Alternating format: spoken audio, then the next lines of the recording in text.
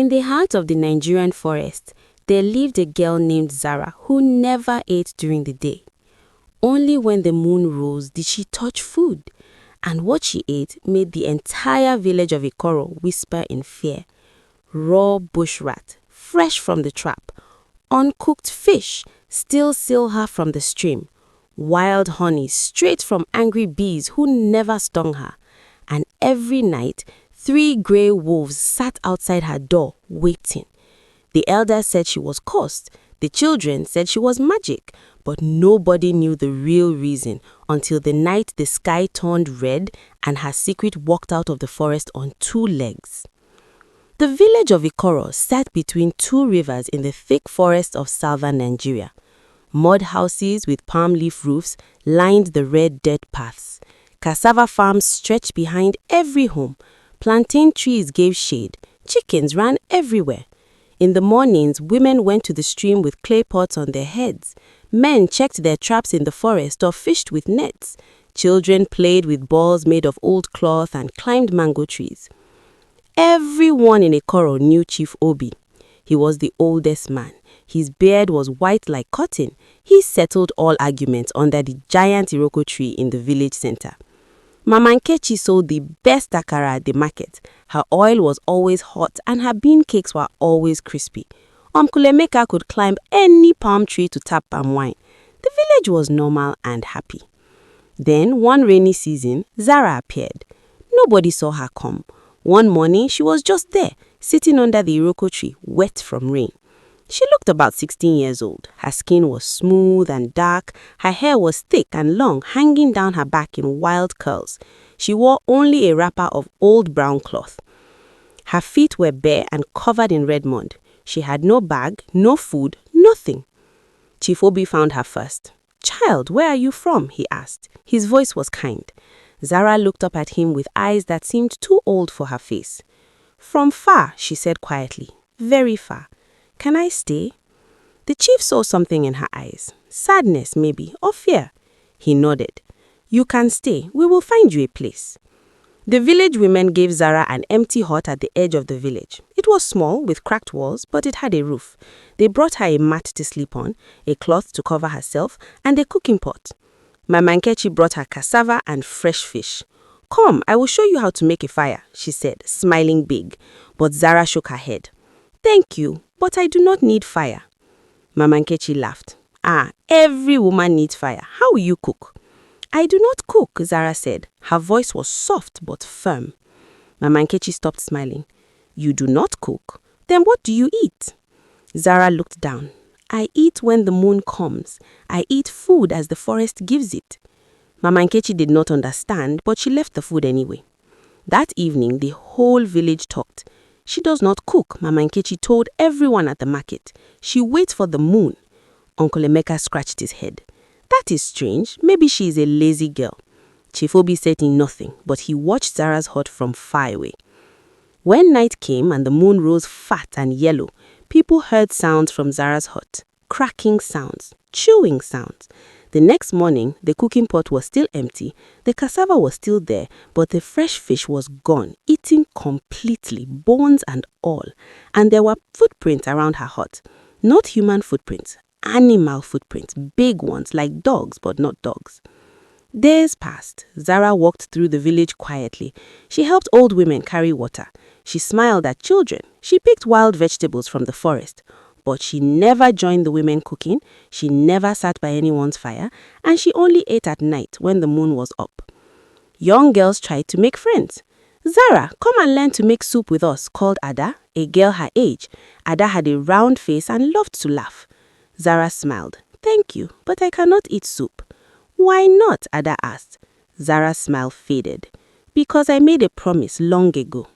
That answer made everyone more curious. What promise? Who did she promise? But Zara would not say more. The men went hunting one day.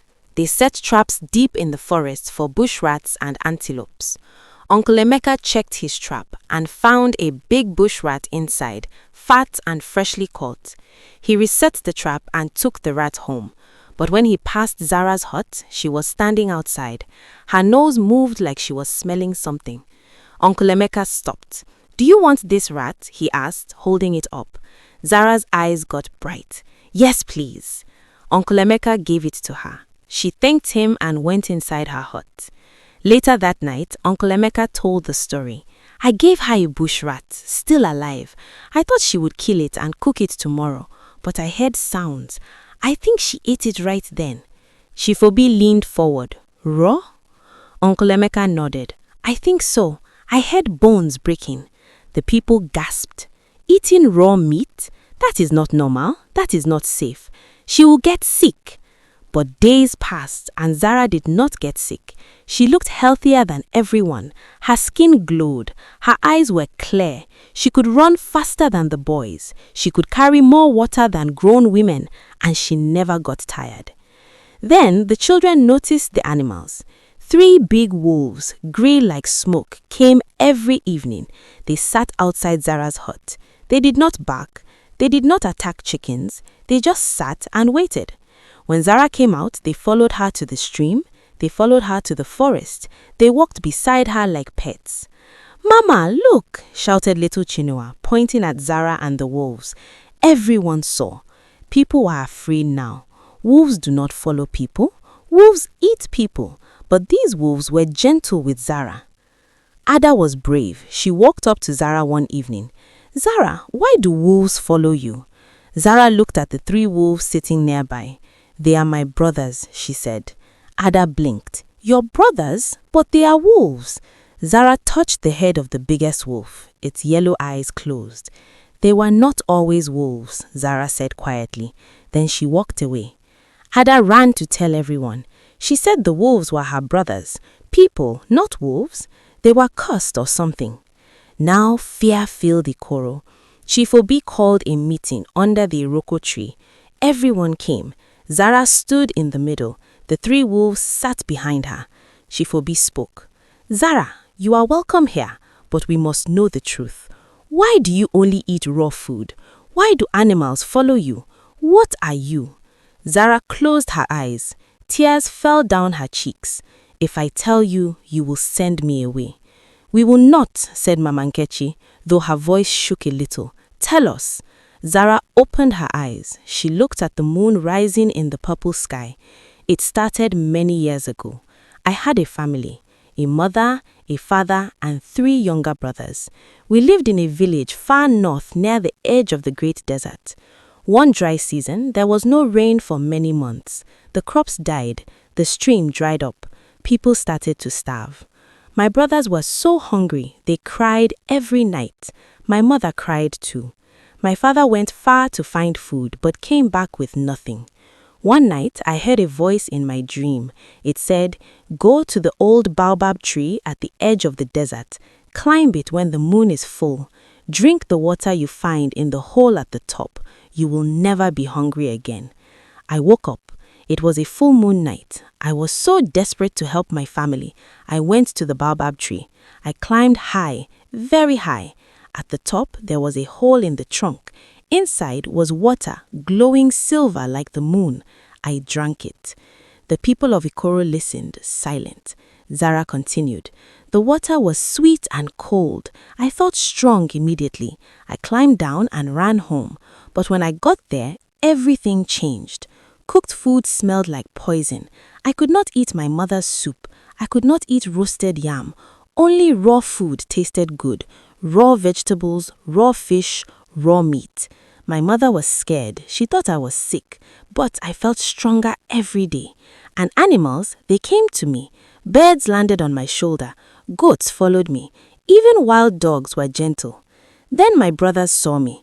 They were still so hungry. They begged me, "Sister, take us to the baobab tree. Let us drink the magic water too." I said no. I told them it was dangerous. But they followed me one night, all 3 of them. They climbed the tree, they drank the water. Zara's voice broke. But the water did not work the same for them. The magic was angry that too many people drank. My brothers started to change. Hair grew on their bodies. Their hands became paws. Their voices became howls. In 3 days, they were wolves, full wolves. My parents screamed. The village chased us away. They said we brought a curse. My brothers could not speak anymore, but they stayed with me. We ran far, far away. I swore I would only eat raw food under the moon to remember what I did, to remember my mistake. If I ever eat cooked food, the magic says my brothers will forget me completely. They will become full wild wolves forever. The people of Ikoro were silent. The 3 wolves behind Zara made soft sounds like crying. Mama Nkechi had tears in her eyes.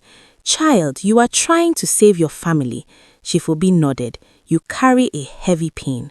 But suddenly, the ground shook. The trees at the edge of the village moved. A loud sound came from the forest, not a wolf sound, something bigger, something angry. The 3 wolves stood up. They growled, looking at the forest. Zara's face went white. No, she whispered. It found us. What is it? Shouted Uncle Emeka. Zara turned to the people, fear in her eyes. The spirit of the baobab tree. It has been hunting us for years. It wants to take my brothers. It wants to finish the curse. Everyone run. But before anyone could move, a huge shadow stepped out from the trees. It was tall like 3 men standing on each other. Its body was twisted wood and bone. Its eyes glowed green like fireflies. It opened a mouth full of thorns and roared. The curse must be completed, it said, in a voice like breaking branches. The wolves must die. Zara stepped forward, shaking but brave.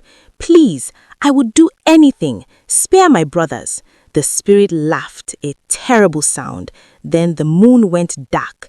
Clouds covered it. Everything went black. Screams filled the air. When the moon disappeared behind thick clouds, the village of Ikoro fell into complete darkness. The spirits, made of twisted wood and bone, stepped closer. Each footstep shook the ground. Cooking pots fell from shelves inside huts. Children screamed and held their mothers tight. The 3 wolves that were once Zara's brothers growled and showed their teeth, but even they looked small next to the giant spirit. Zara stood between the spirit and her wolf brothers. Her body shook, but she did not move back. You cannot have them, she said. Her voice was small in the darkness, but clear. The spirit bent down. Its green, glowing eyes came close to Zara's face. Its breath smelt like rotting leaves and old bones. Child, you stole magic that was not yours. You gave it to others who should not have it. The price must be paid. The 3 wolves will return to the earth. They will become dust. This is the law. No, Zara cried. Take me instead. Let them live. The spirit stood tall again. You cannot take their place. They drank the moonlight water. They carried the curse. Only their death will balance what was broken. Chief Obi stepped forward, even though his old legs shook with fear. Great Spirit, he said loudly, we people of Ikoro ask you to show mercy. Zara was a child trying to... The spirit turned its terrible head toward the chief. Mercy? Do you know what mercy costs?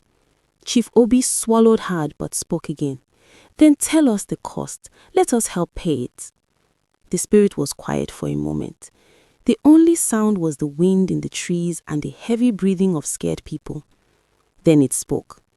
There is one way to break the curse. One way only. But it requires a sacrifice greater than death.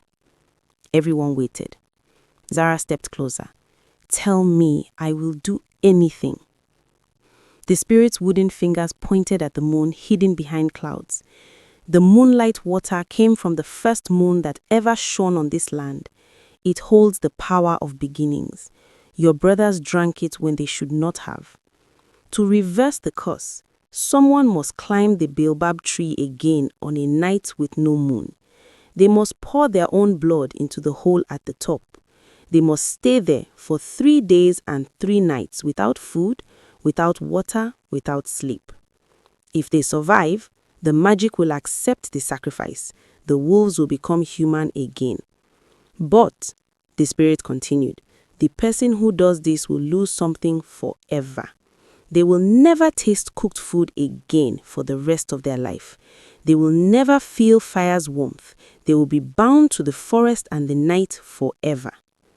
And if they fail, if they eat or drink or sleep during those 3 days, the wolves will die immediately and the person will become a tree trapped forever. Zara did not hesitate. I will do it. Where is this baobab tree? I will go tonight. The spirit laughed, but there was no joy in it. Foolish girl, tonight is not a moonless night. The next moonless night is 14 days from now, and the baobab tree is far.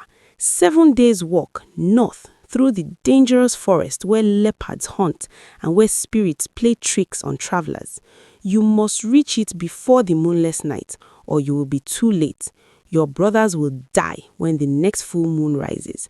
That gives you 21 days total. Mama Nkechi grabbed Zara's arm. Child, this is too dangerous. You cannot go alone. Zara looked at the 3 wolves.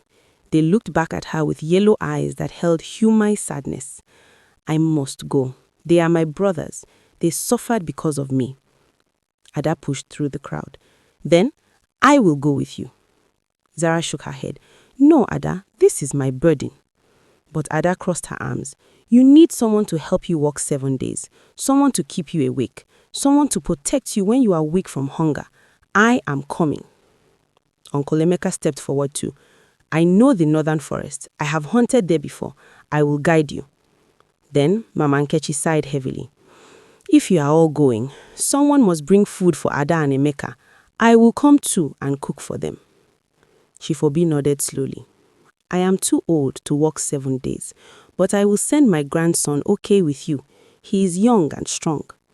5 people then, and 3 wolves. The spirit watched all this. Its green eyes flickered. Brave hearts. But bravery does not stop leopards or trick spirits. Go if you wish. I will wait at the baobab tree. If Zara completes the sacrifice, the curse breaks. If she fails, the wolves die and she becomes a tree forever. The spirit turned and walked back into the forest.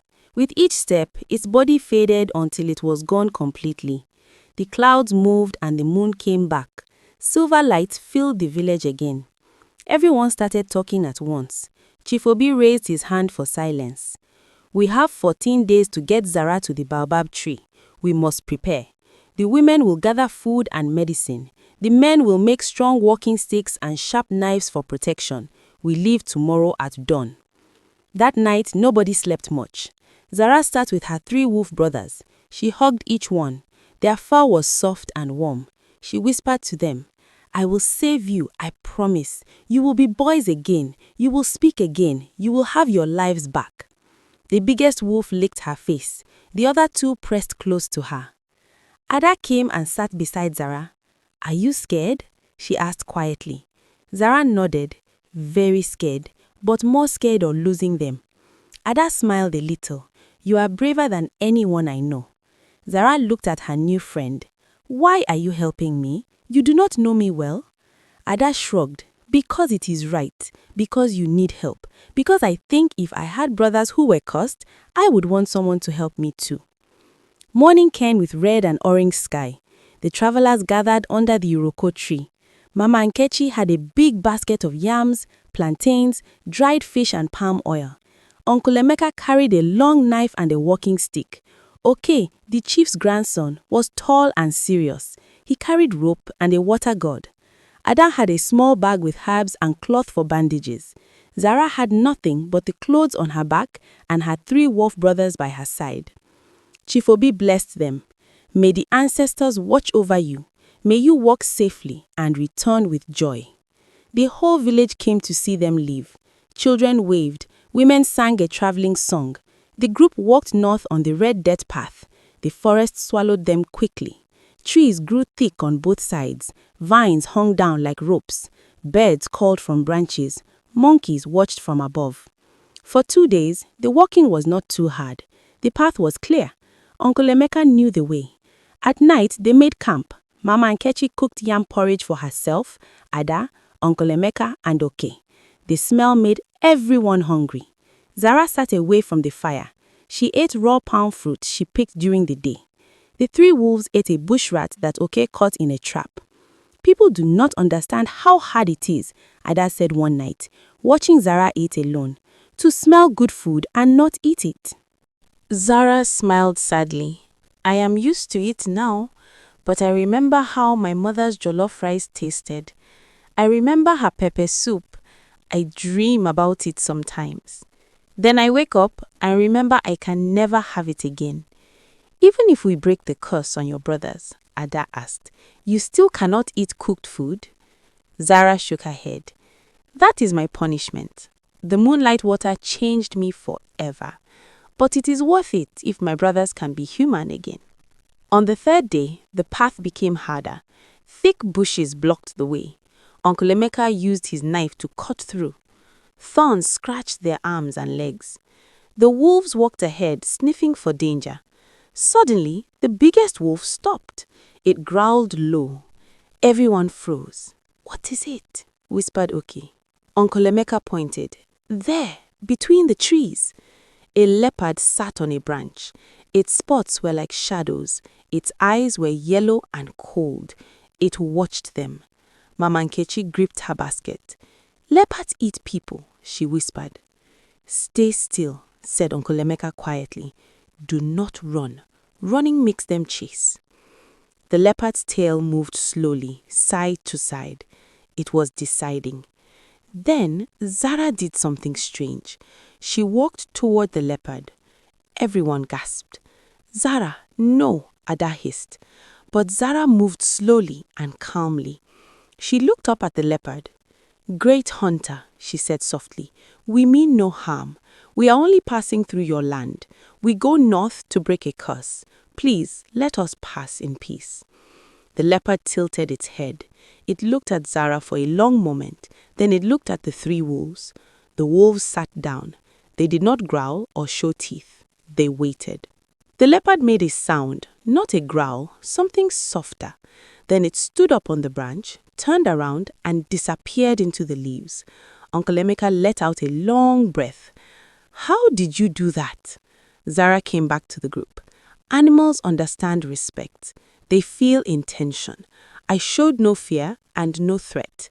The leopard saw that. Uncle Emeka shook his head. You are full of surprises, girl. They walked until sunset. They found a clearing near a small stream. This is good, said Uncle Emeka. Water is close. We camp here tonight. Mama Nkechi started a fire. Oke filled the water gourd. Ada helped gather firewood. The 3 wolves drank from the stream. Zara knelt by the water and splashed her face. She looked tired. The walking was hard and she ate so little, only fruits and leaves. Her body was strong from the magic, but her heart was heavy with worry. Night, after everyone ate, they sat around the fire. Uncle Emeka told stories of his hunting days. Mama Nkechi sang old songs. Oke played a small flute made of bamboo. The music was sweet and sad. Ada looked at Zara. Tell us about your brothers. What were they like before the curse? Zara's eyes went soft with memory. The oldest was called Dubem. He loved to laugh. He made jokes all the time. Even when we were starving, he tried to make us smile. The middle one was Chidi. He was quiet and smart. He could count higher than anyone. He wanted to be a trader when he grew up. The youngest was Nana, only 6 years old. He loved animals. He used to catch grasshoppers and keep them as pets. Where are they now? Asked Oke, pointing at the 3 wolves sleeping near Zara. Zara pointed. That big one is Dubem. That grey one with the white hair is Chidi. The smallest is Nana. They stay close to me always. I talk to them and sometimes I think they understand. Sometimes I see their human eyes looking out from their wolf faces. It breaks my heart every single day. Mama Nkechi wiped her eyes. We will break this curse, child. We will bring your brothers back. Suddenly, one of the wolves, Chidi, jumped up. He barked sharp and loud. The other 2 wolves stood up too. They looked into the dark forest. Their ears were back. Uncle Emeka grabbed his knife. Something is coming. Everyone stood. The fire crackled. Shadows moved between the trees. Then voices came from the darkness. Strange voices that sounded like children laughing but wrong, too high, too sharp. "Come play with us," the voices sang. "Come dance with us. We have food. We have water. Come, come, come." Ada grabbed Zara's arm. "What is that?" Uncle Emeka's face was serious. "Forest spirits. Trickster spirits. Do not listen to them. Do not answer. Cover your ears." They all covered their ears, but the voices got louder. "Come, travelers. We know you are tired. We know you are hungry. Rest with us. We will take you to the baobab tree. We will help you." Zara felt something pull at her mind. The voices were sweet now. They promised rest. They promised her brothers would be human again without any sacrifice. "Just come with us. Easy, simple, no pain." She took one step toward the dark forest. Ada yanked her back. "Zara, no! It is a trick!" Zara blinked. The pull faded a little. Uncle Emeka started singing loudly an old warrior song. Mama Nkechi joined him. Oke banged his walking stick on the ground to make rhythm. Ada sang too. Their voices pushed against the spirit voices. The spirit voices got angry. "You will fail. You will never reach the baobab tree. The girl will become a tree. The wolves will die. Give up now." But the travelers kept singing. They sang louder and louder. The three wolves howled, joining the song. The combination of human voices and wolf howls filled the forest. Finally, the spirit voices faded away. The shadows between the trees disappeared. Silence came back, except for the fire crackling. Everyone sat down, breathing hard. "That was close," said Uncle Emeka. "They almost got Zara. We must be more careful. These forests are full of tricks.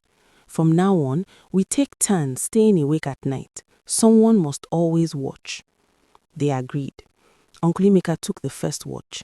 The others tried to sleep, but sleep came slow. Zara lay between her wolf brothers. She felt their warmth.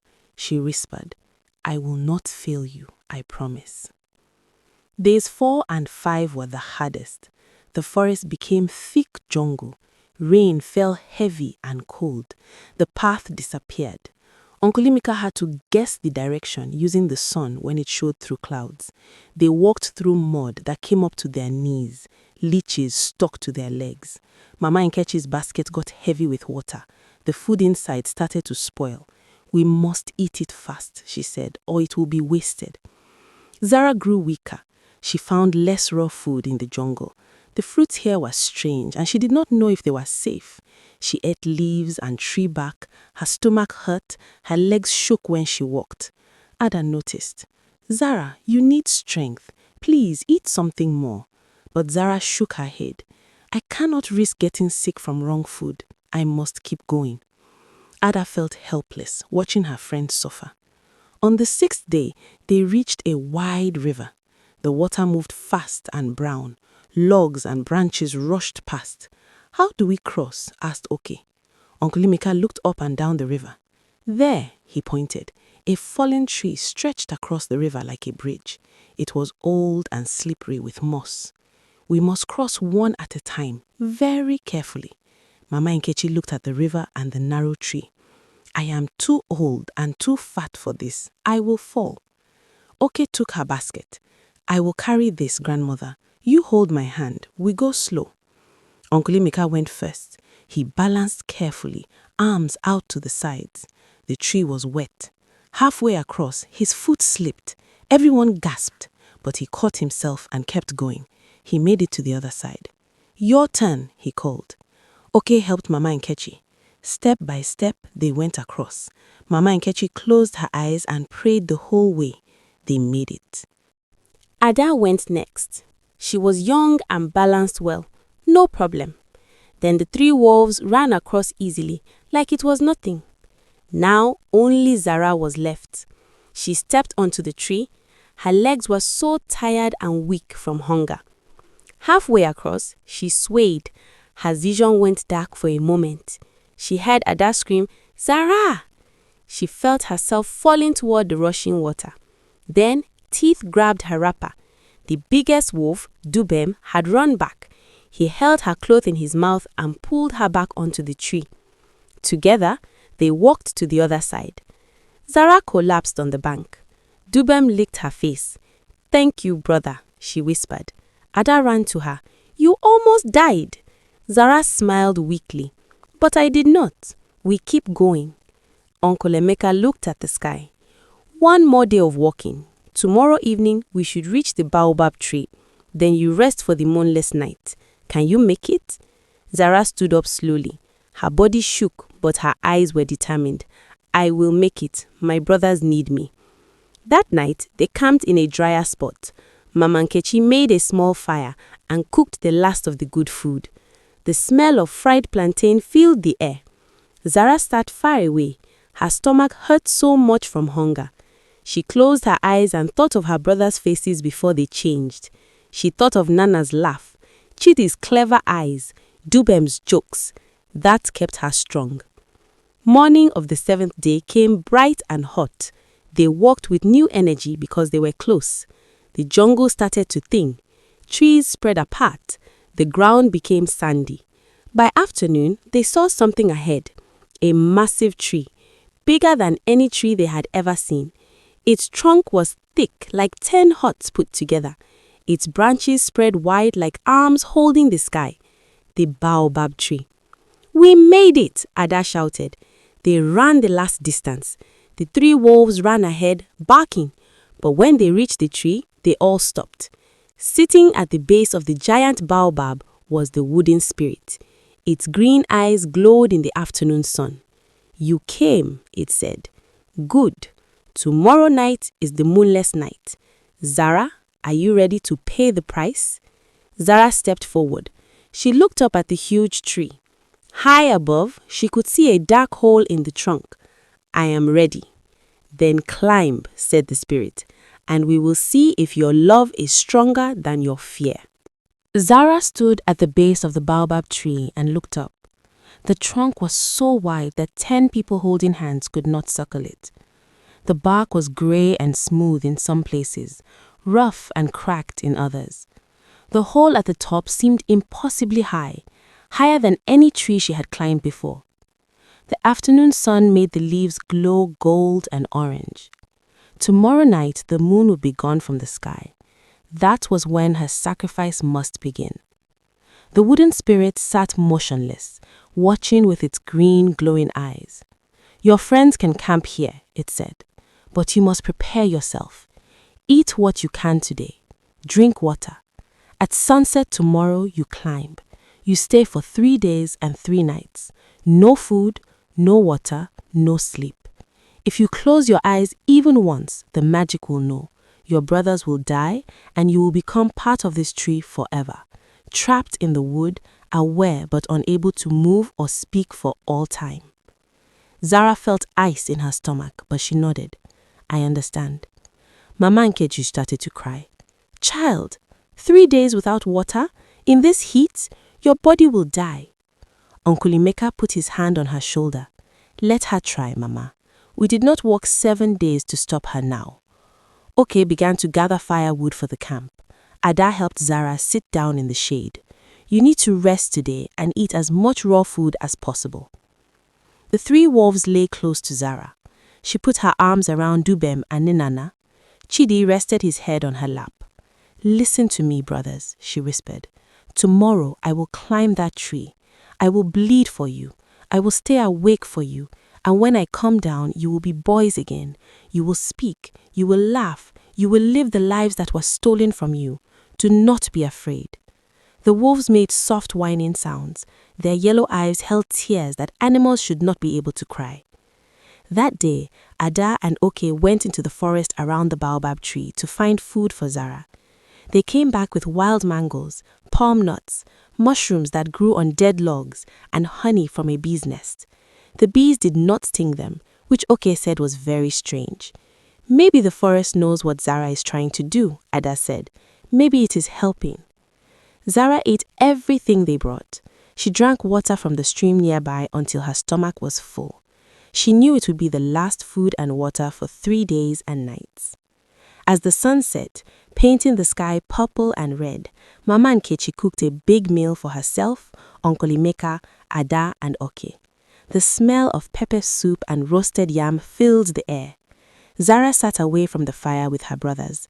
The smell made her mouth water and her heart ache with memory. She remembered her mother's kitchen. She remembered eating hot food with her family, all of them together, talking and laughing. That life was gone forever. Even if she survived this, she would never taste cooked food again. Ada brought her a cup of water. "Drink more," she said gently. Zara drank. "Thank you for coming with me, Ada. You did not have to do this." Ada smiled. "Yes, I did. You are my friend.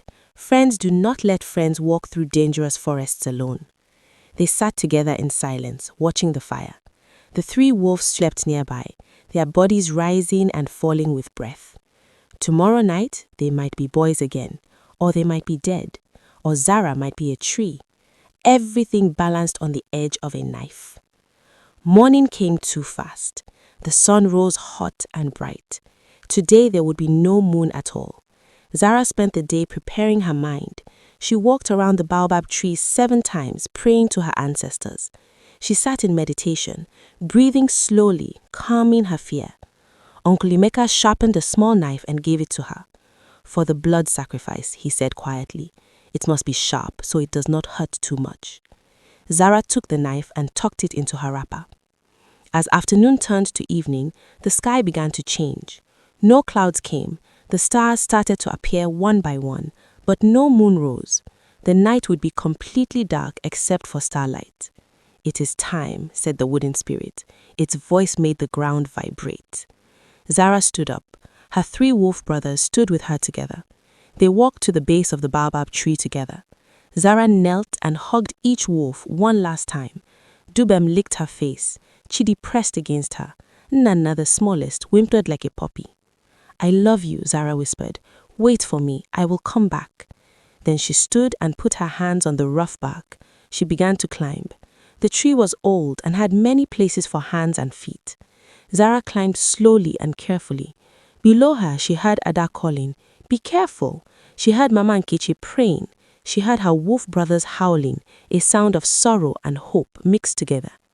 She climbed higher and higher. Her arms began to ache. Her fingers hurt from gripping the bark. The ground below became small. She could see the fire like a tiny orange dot.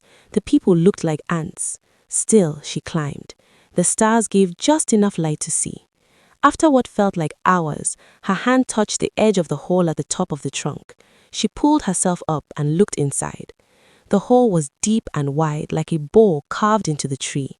At the bottom was water, glowing faintly silver even though there was no moon.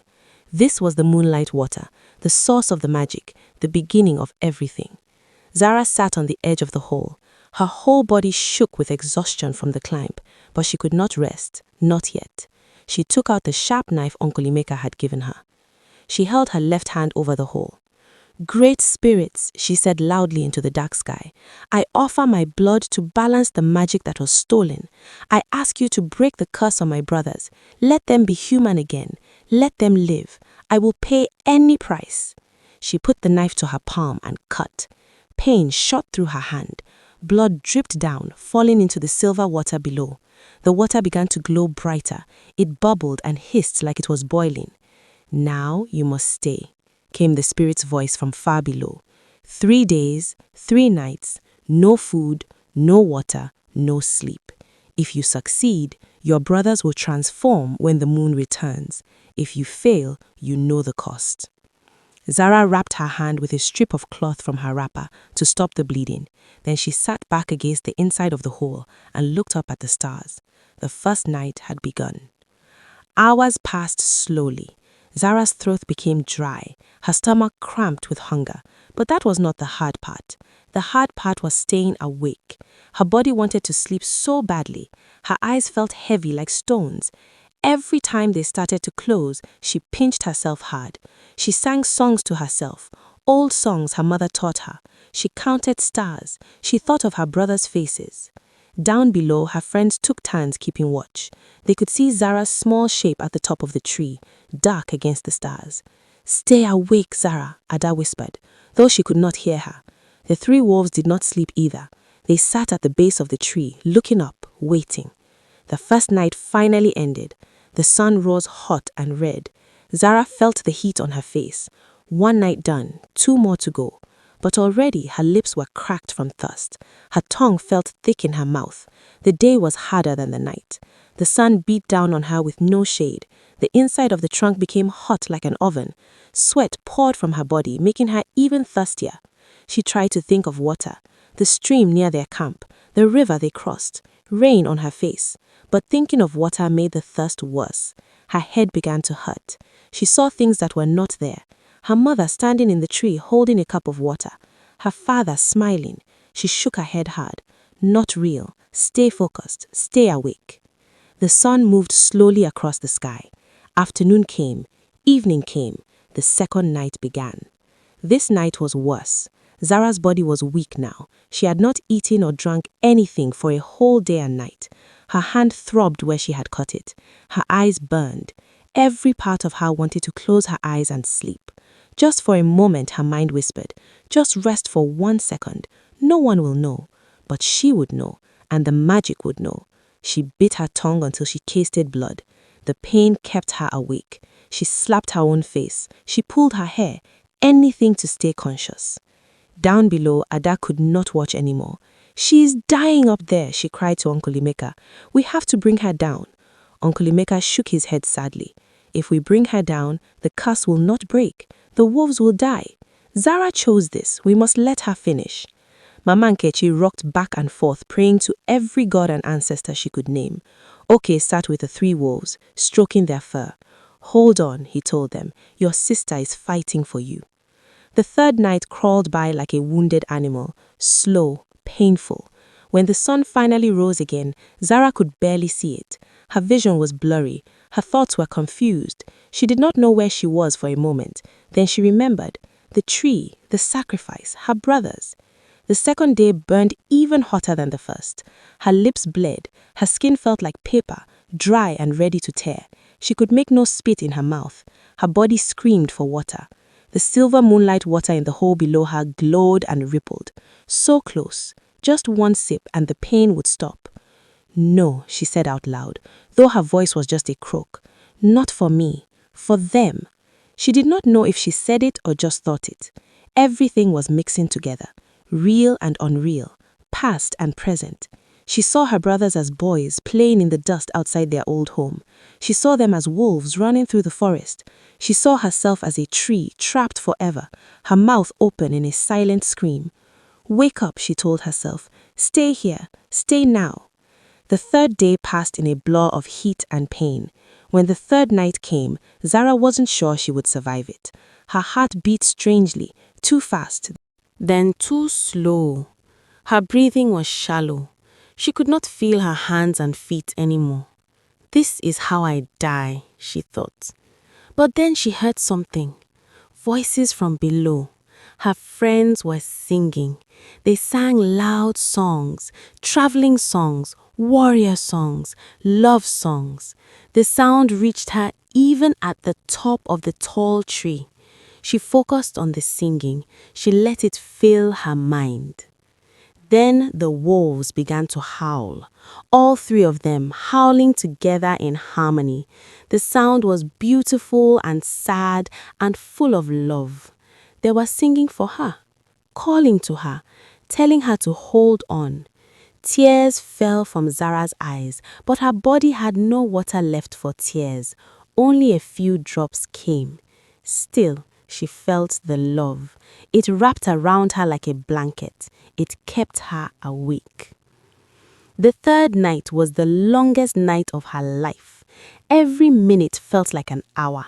Every hour felt like a day. Her mind started to leave her body.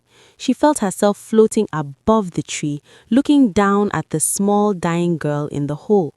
Come back, she told herself. Stay in your body. Stay awake. She did not know how she did it. Maybe the ancestors helped her. Maybe the forest held her. Maybe her love for her brothers was simply stronger than death. When the first light of dawn touched the sky on the 4th day, Zara lifted her head. She had made it. 3 days, 3 nights, no food, no water, no sleep. She had survived. The wooden spirit's voice came from everywhere at once. It is done. You have paid the price. Now look to the sky." Zara looked up with her blurry eyes.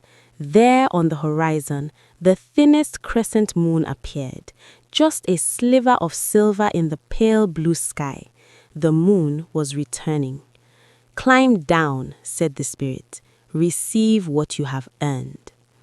Zara tried to move, but her body would not obey. She had no strength left. She slipped and started to fall. She fell from the hole, tumbling through the air. She heard Ada scream. She heard her friends shouting. She saw the ground rushing up to meet her. Then something caught her, soft and strong. She landed on a pile of large leaves that had not been there before. The tree had saved her. Uncle Emeka and Oke ran to her. They lifted her gently. Ada brought water. Zara's lips were too cracked to drink at first.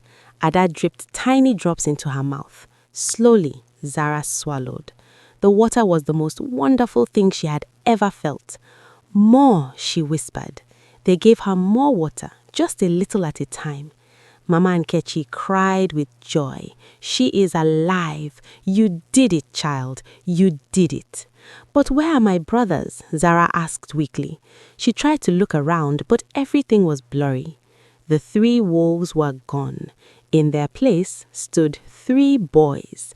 They were naked and confused, but they were human. They were boys again. The oldest looked about 19 years old, the middle one about 17, the youngest about 11.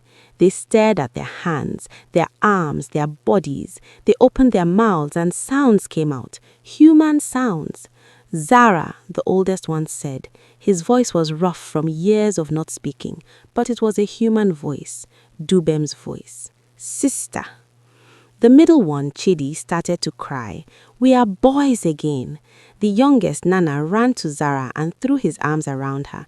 "You saved us! You saved us!" Zara held him with her weak arms. She looked at all 3 of her brothers. They were thin and dirty, but they were human, alive, free. The wooden spirit appeared one last time. "The curse is broken. The balance is restored. But remember, Zara, the price you paid is permanent. You can never eat cooked food.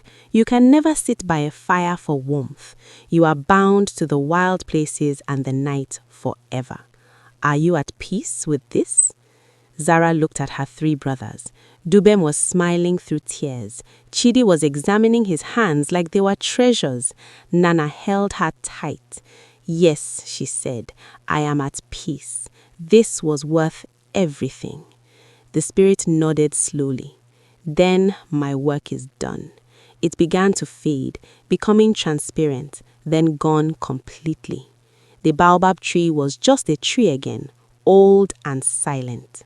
Mama Nkechi quickly took off her wrapper and gave it to Dubem to cover himself. Uncle Emeka gave his cloth to Chidi.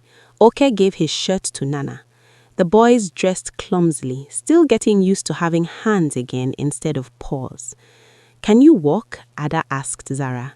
Zara tried to stand, but her legs would not obey. She had no strength left. She slipped and started to fall. She fell from the hole, tumbling through the air. She heard Ada scream. She heard her friends shouting. She saw the ground rushing up to meet her. Then something caught her, soft and strong. She landed on a pile of large leaves that had not been there before. The tree had saved her. "Hold her." Uncle Emeka lifted her onto his back. "We will carry you home. It is 7 days back, but we will take it slow. You need to heal." They started the long walk south, back toward Ikoro. Zara drifted in and out of sleep on Uncle Emeka's back. For 3 days she had not slept. Now her body took what it needed. When she woke, she was always surrounded by her brothers. They walked beside her, talking to her, telling her they loved her. The journey home took 10 days instead of 7 because they moved slowly for Zara's sake. Along the way, her brothers learned to be human again. They practiced speaking. At first, their words were rough and strange, but each day they got better. They learned to walk upright without wanting to run on all 4s. They learned to use their hands to eat, to carry things, to help set up camp. Mama Nkechi cooked meals for them, and they ate cooked food with wonder and joy. Zara watched them eat and smiled, even though she could only have raw fruits and nuts. One evening, Dubem sat beside Zara. He was the oldest brother, and he remembered the most from before the curse. "Sister," he said quietly, "I remember everything.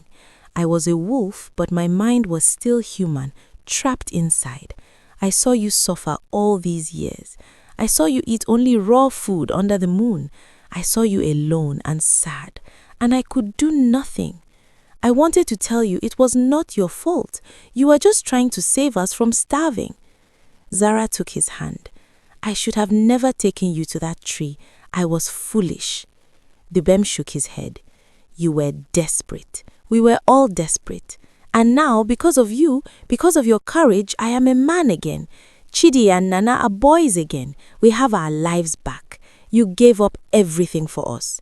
Chidi joined them. "We will spend the rest of our lives making sure your sacrifice was worth it.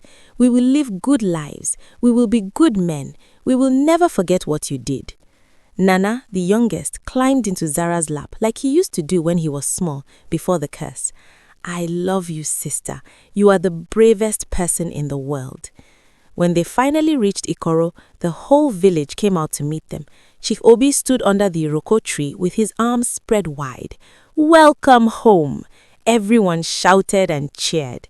The villagers had prepared a great feast. There was pounded yam, egusi soup, fried fish, jollof rice, plantains, and palm wine. The smells filled the air. Tables were set up under the trees. Music played. Drums beat happy rhythms. Zara's brothers ate until their stomachs were full. They laughed and talked with everyone. The villagers asked them questions about being wolves, about the curse, about everything. The boys answered as best they could, but every few minutes they looked over at Zara to make sure she was still there, still real, still with them. Zara sat away from the feast with a bowl of fresh mangoes and raw vegetables. Ada sat with her. "Are you sad?" Ada asked, "watching the feast you cannot join?" Zara smiled. She looked at her brothers, laughing and eating and being human. "No," she said, "I am not sad. I am happy. Look at them, Ada. They are alive. They are free. That is all I ever wanted." Ada hugged her friend. "You are amazing, Zara." Chief Obi came over. "The whole village wants to honor you. We want to build you a special hut at the edge of the forest where you can live. We want to make sure you always have raw food, fresh from the hunt and the trees. You are a hero." "Thank you, Chief," Zara said, "but I do not need a big hut. Just a small place is enough." The chief nodded. "Whatever you wish. You and your brothers are family here now, forever." The celebration went late into the night. The moon, now half full again, rose silver and bright. Zara sat under it, eating raw honey and watching her brothers dance. Dubem danced with the village girls. Chidi played drums. Nana ran with the other children, playing and laughing. Months passed. Life in Ikoro became normal again, but different. Zara's brothers built a small hut for her at the forest edge. Every morning, hunters brought her fresh raw meat and fish. Every afternoon, children brought her fruits and nuts. She was never hungry. She was never alone. Her brothers visited her every day. Dubem became a farmer, growing yams and cassava. Chidi became a trader, traveling to other villages to buy and sell goods. Nana went to learn from the village teacher, studying to read and write. Became Zara's closest friend. They walked in the forest together. They told each other secrets. They braided each other's hair. Sometimes at night, when the moon was full, Zara would howl like a wolf, remembering her time in the forest. Her brothers would hear and howl back from their huts, remembering too. It was their way of saying, "We are still connected. We are still family. We survived." One evening, a year after they returned to Ikoro, Chief Obi called another gathering under the Iruku tree. He was very old now and walked with 2 sticks instead of 1. "I have something to say," he announced. The village gathered, curious. The chief looked at Zara. "This girl came to us as a stranger. She brought mystery and fear, but she also brought love and courage. She showed us what sacrifice means. She showed us that family is worth any price. From this day forward, the village of Ikoro will tell her story to every child. We will remember the girl who only ate raw food and the reason why, so that we never forget that love is the strongest magic of all. Everyone clapped and cheered. Zara's brother stood beside her, tall and proud. Dubem put his hand on her shoulder. Chidi held her hand. Nana hugged her waist. "We are here because of you," Dubem said loudly so everyone could hear. Our sister gave up the taste of cooked food forever. She gave up the warmth of fire. She bound herself to the forest and the night. She almost died on top of a tree, bleeding and starving and sleepless for 3 days, all for us. We will honor her sacrifice every day of our lives. The village erupted in more cheers. Music started, dancing began, and Zara, sitting under the moon with a bowl of raw mango in her lap and her brothers beside her, smiled the biggest smile of her life. She was home. Her brothers were free, and though she would never taste her mother's pepper soup again, though she would never sit close to a warm fire, though she would always eat alone while others feasted, none of that mattered. Love had won. Family had survived, and in the end, that was the only thing that truly mattered. The moon shone down on Ikoro, bright and full, and somewhere in the forest, animals howled a sonor of joy.